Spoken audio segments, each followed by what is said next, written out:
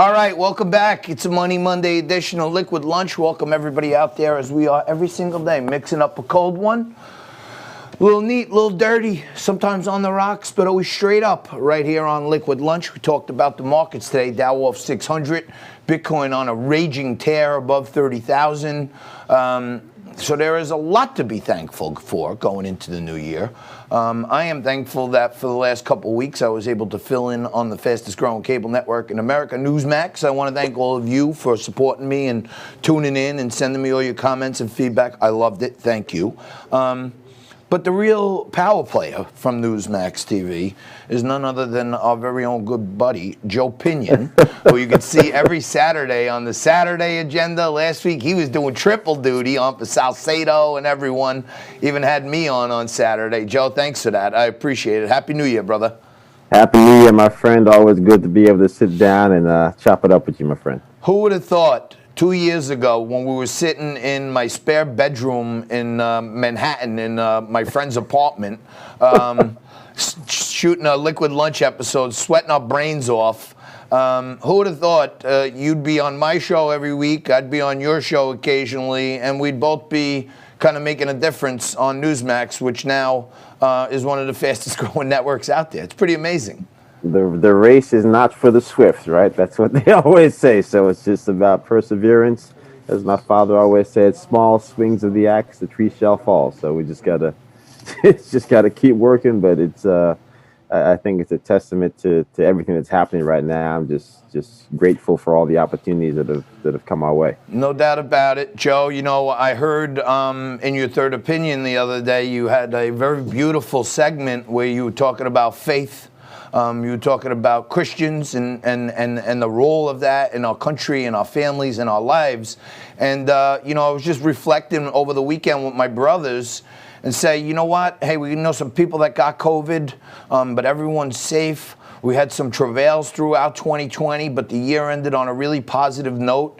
And when you look back at like our business dealings and stuff, other people are hurt and it sucks, but we did okay. We held our own. So it's like, you know, to me, it's proof positive that the Lord works in mysterious ways.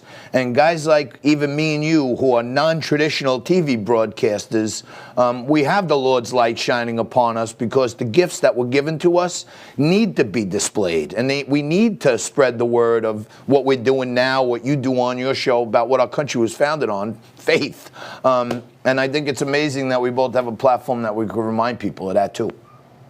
Yeah, and I think also just getting that, you know, having the freedom to talk about things in a different way on Newsmax, I think, is why we're seeing some of the growth that we've seen, because people are looking for authenticity. They're looking for avenues that reflect their values. In many ways, we've been whitewashing the news for so long that it just seems normal.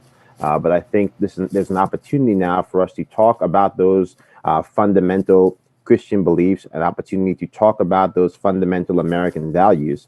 And I think when you can actually put that together and present it in a manner that is sincere, that's why Newsmax continues to grow and grow and grow.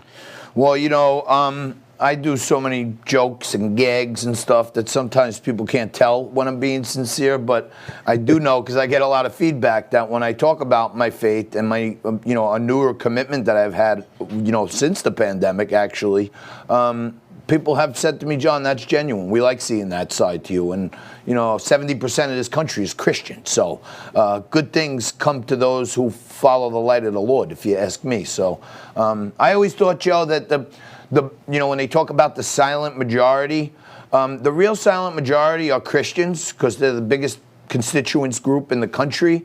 But for some reason, we allow these parties to break us up into political parties when we should be banding together as the majority of people who follow, you know, one Lord and follow the principles that this country was founded on. I think we'd be in a heck of a lot better place. Well, I think to that point, I mean, you know, you have people who preach love and tolerance, and they'll stand up for any and everyone's right to live how they want and pray how they want. And the only people they won't stand up for or whose faith they don't respect are Christians. And so, you know, there is a lot of hostility and resentment towards people who believe that Lord Jesus Christ is their Lord and Savior. and it's unfortunate, but I think that makes it all the more important when you do have a platform, when you are a follower of Christ, to be able to have those conversations in a way that brings people in and shows off the interconnectedness of faith in the world in which we currently live. No doubt about it. All right, Joe, I'm going to get off the pulpit now. I want to turn to what you do best and talk about the real deal on politics and the future of our country. Georgia's a scary situation here. You got Stacey Abrams, who's basically running things down there. She's got a sister who's a judge who didn't recuse herself, made all kinds of rulings to leave dead people on the voter rolls.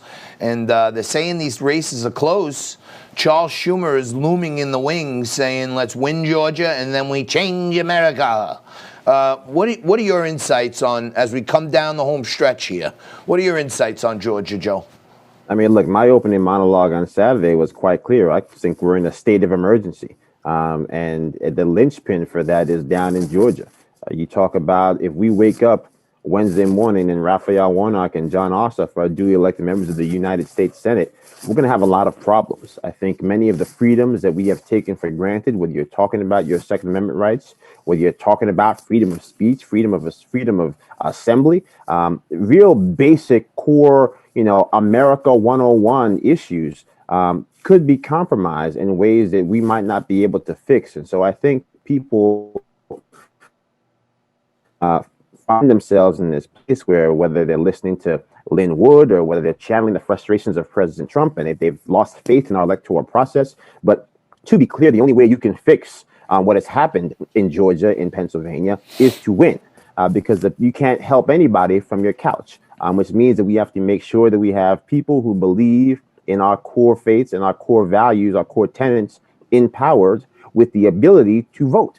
That means Republicans have to win these two runoff races, because if you end up in a situation where Democrats have the Senate and also have a majority in the House, that is a recipe for disaster, the likes of which we haven't seen in a very long time. Joey, luckily for me, we just pulled in a new affiliate today. They thankfully gave us a shot to bring our voice of Liquid Lunch out to Oregon, the money station, and we're heard live now for the first hour out on the left coast, where there's a lot of lefties, but they like hearing about the Liquid Lunch money story. I was tying in earlier to say, the Dow is down 600 today. And to me, that's uncertainty. That's the market saying, hey, we had a good year last year. We don't want to take all those capital gains taxes at the end of the year, but coming in here, let's feather back. Let's get some profits off the table. Let's sell some stuff and see what happens on the 5th and the 6th and beyond.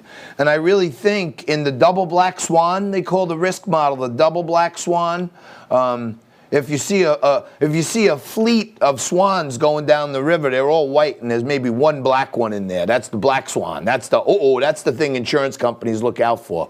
When you see two black swans, that's like a double freak of nature, and that's the risk that the risk insurers are looking for, the double, right? If we lose Georgia, both seats, okay, and Joe Biden does wind up inaugurated on January 20th. That's the double black swan of all double black swans. And I think the market at 30,000, I think we could see up to a 25 to 30% correction, because people are just going to bail out because they know it's going to be all spending, no cops, Green New Deal, and this economy will be literally derailed. What do you think?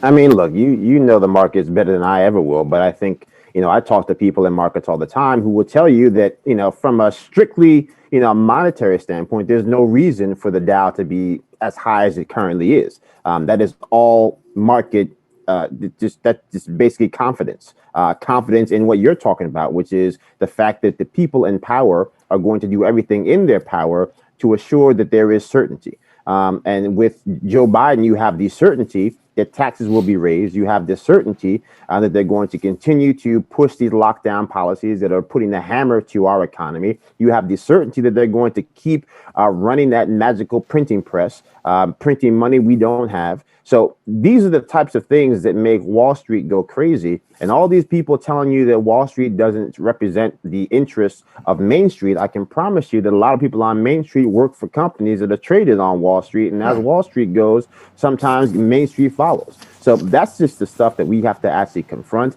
There's a lot of people who have been lied to when it comes to the state of our economy and how the economy works, the rise of this quote unquote democratic socialism. So to be clear, we have to win these races, because otherwise, I think Frank Luntz said it himself on Newsmax this past weekend. America changes in ways that we've never seen before. No doubt about it.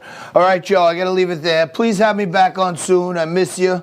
Love you. I miss you too, bro. We got to catch up. No doubt. We still got to find a nice outdoor place to sit. No doubt about it. In this lockdown city. Happy New Year, brother. Happy New Year, man. You listen, watching Liquid Lunch, Biz Talk, Biz TV, Biz Talk Radio, and we are also on AM 1410 KBNP in Oregon. Back after this.